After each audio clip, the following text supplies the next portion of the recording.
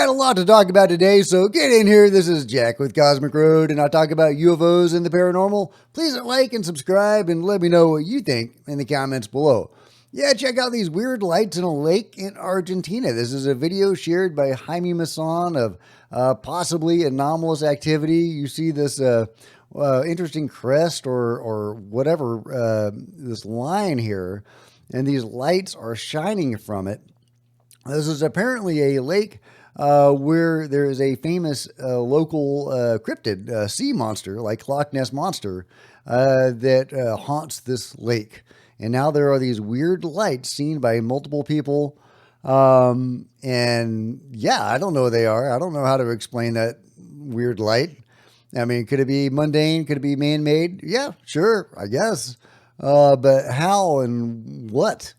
Yeah, so let me know what you think about this really interesting sighting. This is in a video where Jaime is sharing multiple USOs or underwater UFOs. Yeah, this is one of them. There's a little video here of the possible Loch Ness Monster of Argentina. This is an older video where you can see what people are seeing or think might be there. So yeah, really interesting. But it gets even more interesting later in the video. This is in another area where they are seeing what might be a UFO in the water and a being.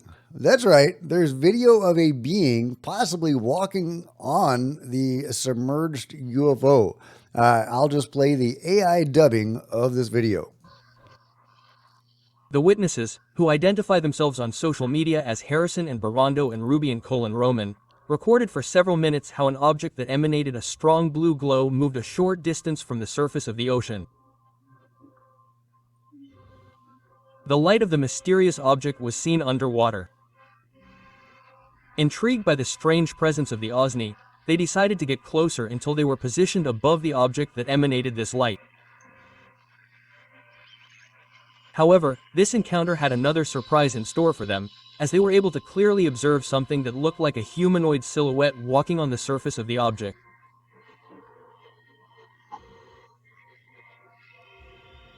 Let's take a closer look and apply high contrast. The figure exhibits a large head, thin neck, trunk, and extremities. Yeah, well, it definitely looks like a humanoid figure. Could that be just a person swimming in some sort of glowing water? Yeah, it could. The people that were filming it didn't seem to think so, and it's certainly weird looking. And the people that filmed it came out with their own names, their real names. You know, they're out there. They're not some anonymous, hoaxer. Usually hoaxers are anonymous. So that's interesting. I find this really compelling. I don't know what we're looking at here. I'm not saying this is definitively an alien walking on a submerged UFO, but it could be. It's interesting. Let me know what you guys think. Speaking of aliens, here's an abductee, an experiencer, who in this interview with Jeff on the Jeff Marr program relates a lot of his experiences, and he has some really interesting stuff to say. Now, as to whether we're entering an ascension period, we're raising our vibration and entering, the age of Aquarius and all that kind of stuff. And if there are beings here to help us or hinder us in all of that, here's what he had to say about that. And those of us who are tuned in are tuning in to, some really massive shifts, some massive upgrades. And it's wonderful. It's very inspiring. And it's also the beginning of a very long process. So are you saying that it's going to take many years until we have full open disclosure with ETs walking around on planet Earth with us here, like in Star Trek? It seems likely. Different groups have given me different impressions, like their overview of the situation. The Zeta Reticulans are much closer to our reality, and so they're much more invested in things happening on a shorter timeline. They're also living in time like we are, so they also have a sense of urgency about it like we do. So I've gotten different messages from them. It is possible for some of these ET races to show themselves physically pretty soon. I don't know what pretty soon is, I think the more optimistic projections that I've gotten from the time-based ETs would be like more towards the end of this decade, basically, like the late 2020s. Interesting. I mean, that lines up with what various other people are suggesting. He does say this process of the ascension. He doesn't call it that, but the ascension uh, might actually be a prolonged process, which is what I've heard from a few other people. That this is a cyclical thing. We're entering a phase, could be hundreds or thousands of years long. And it could take a while to really get going before we're all high vibe people or living in this high vibe, fifth dimensional or whatever reality. But that's really interesting that he says the Zeta Reticulans, the Greys, are living in time as we are. And they, might be compelled to help us along a little faster than some of the other races. Now, there are multiple accounts of the Greys phasing in from other dimensions and taking people to other dimensions and popping up in near-death experiences in higher dimensions. So I wonder if there's different groups of Greys that are fourth dimensional, as he says, or some higher, which might be outside of time. So because he uses he says the Greys or the Zeta Reticulans are fourth dimensional and that they exist in time. So I thought that was really interesting. Meanwhile, the UFO task force, obviously it's not just a UFO task force, they're doing other things as well. But it's the same group of people that are trying to bring its UFO disclosure in Congress, led by Anna Polina Luna. Well, they've just had a victory with the JFK information, and that actually has UFO implications as well, potentially. So Anna Polina Luna says, if you haven't seen the headlines this morning, news broke of the task force's success in securing documents from the CIA that reveal a decades-long secret. In Per Grok, the post by Representative Anna Polina Luna highlights a breakthrough in the JFK assassination investigation, revealing a CIA document or documents that confirm Agent George Joindes, I totally butchered that, contact with Lee Harvey Oswald before 1963, supported by a 2025 compliance with the JFK Records Act after decades of secrecy. Historical context shows the CIA's psychological warfare operations, including Joandes' role with anti-Castro groups, align with declassified findings from the 2017-2021 document releases, suggesting a pattern of withheld information, validated by Jefferson Morley's research on CIA manipulation. So, yeah, you have the psychological warfare guy in contact with Lee Harvey Oswald. That's really fascinating.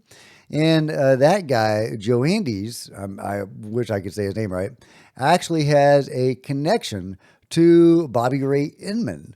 Many of you will be familiar with Admiral Bobby Ray, who knew some stuff about UFOs. This is per the Dark Journalist, that Bobby Ray is Bobby Ray Inman, and talking about this document, former NSA and acting CIA director who told researcher Timothy Good in 1990, not only do we know what the UFO craft are, we know who is flying them. And this is a recommendation for George Joindes to be awarded the Career Intelligence Medal for his more than 28 years of devoted and effective service to the agency. And this is from Bobby Ray Inman. Now, if you don't know Bobby Ray, I've talked about him before, and obviously various others have as well. But this is a very well-known clip of a conversation between Bobby Ray and Bob Oxler. I got that one right. I didn't. Of NASA. Do you anticipate that any of the recovered vehicles would ever become available for technological research outside of the military circles? 10 years ago, the answer would have been no. Yeah. Whether as time has evolved, they're beginning to become more open on it is a possibility. A short time later, Bob Yeah, so they're talking about UFOs. They're talking about recovered UFOs and the possibility of this technology becoming available to the public or known to the public. That's what Bobby Ray was saying back in 1989. So Bobby Ray Inman is clued in on UFO stuff. He's part of the control group, or at least privy to some of that stuff. And he has a connection to the psychological warfare guy, George Joe Indies. Does that mean there is a UFO connection to the JFK case? No, absolutely not. But it's an interesting connection. I'm sure that George Joe Indies knew many people, and not necessarily related in any way, but it could indicate that at least some of the same people, these deep state, shadow government, control group kind of people, might have been involved in both things, the assassination and obviously the UFO cover-up. Now, that's, just speculation, and we need a lot more evidence. But, good on the task force for, getting this out to us. I really appreciate that. And that could be an encouraging sign of things to come on the UFO front. If they're able to get this out, maybe they're able to get some UFO stuff out. I mean, fingers crossed, right? Fingers crossed. Meanwhile, a really great UFO capture and some orb capture from Nikki Noel. Where you see a lot of activity here. Lots of orbs flying around, doing their thing. Whatever that is, I don't know what that is. Are those beings? Are those craft?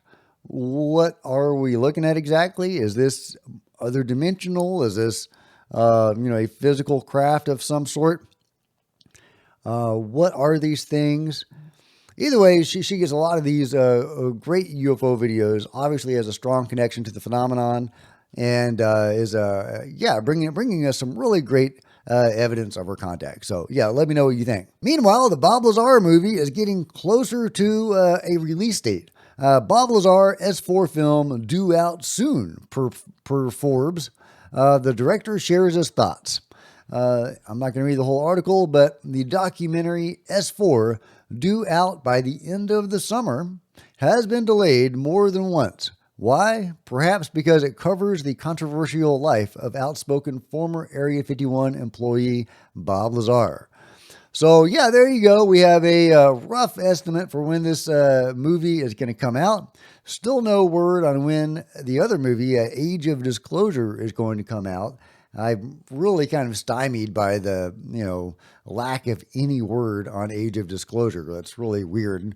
Even kind of suspicious a little bit, honestly. But I am very much looking forward to the Bob Lazar movie. I'm hoping that we'll also get that VR experience, where they're actually able to take you into S4 and you could, have a day in the life of Bob Lazar. You could walk around S4, see the UFO that he worked on, and all of that kind of stuff. They were working on that VR experience. I don't know if that's still something they're developing or not, but at least the movie is going to come out in the near future. Meanwhile, check out this awesome UFO video captured by John at Florida Real UFO. He's out there and he's asking for contact, and boom, we get this awesome UFO. So yeah, wait for it. And it comes out right around here is when it shows up. Yep, there we go. There we go. It was very fast. I'll show you the slow down version. But here's the real speed version of that object. It just comes out of nowhere like a flash and just zooms across the field of vision. So I think that's just an incredible capture. Here is the slowed down version where you can see this thing zipping through the sky. Yeah, just a great capture of whatever that thing is. Comes into being there and then just zips along. Look at that. Right? It just kind of materializes or becomes visible and then flies along. Is that a, lenticular cigar-shaped thing? Is it just going so fast it looks lenticular?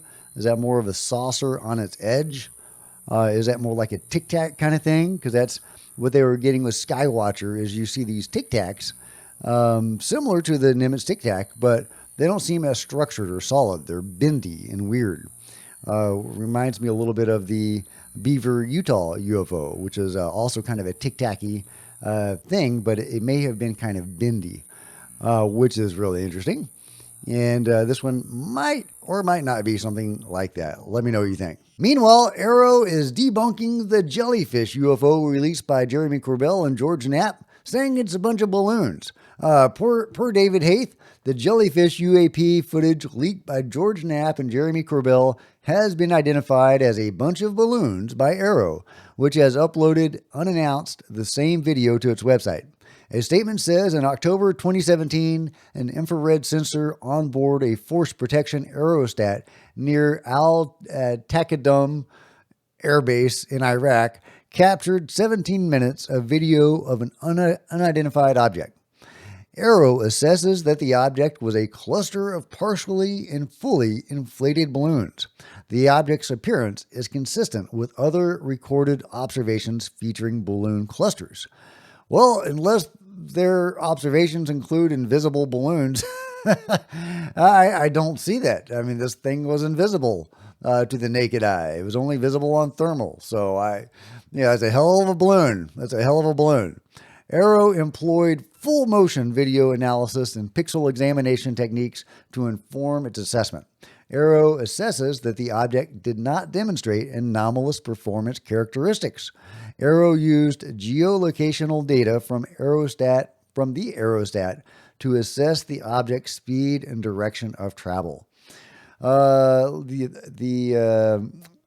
object zipped over an adjacent body of water, stopped on a dime, plunged into the lake, then emerged 17 minutes later and blazed into the heavens at an astonishing speed. Now, that apparently is on the full video that we haven't seen. Wouldn't you like to see that video? That's information coming from Jeremy Corbell, not Arrow.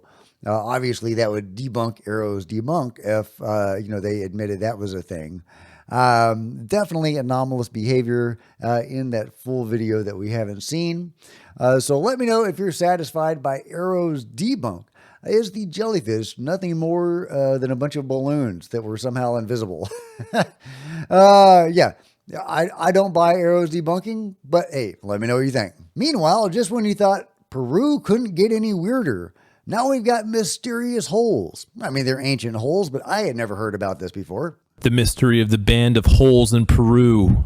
Thousands of perfectly carved holes stretched across a major hillside, and no one knows why. Over 6,000 pits, miles and miles long. No signs, no markers, just hole after hole. I went down there with Michael Collins and Nikiana Jones to investigate. When we arrived, we came across a very eerie scene. These are human bones that were in the first two large pits. The rest of the smaller pits were empty, and no bones have ever been found inside.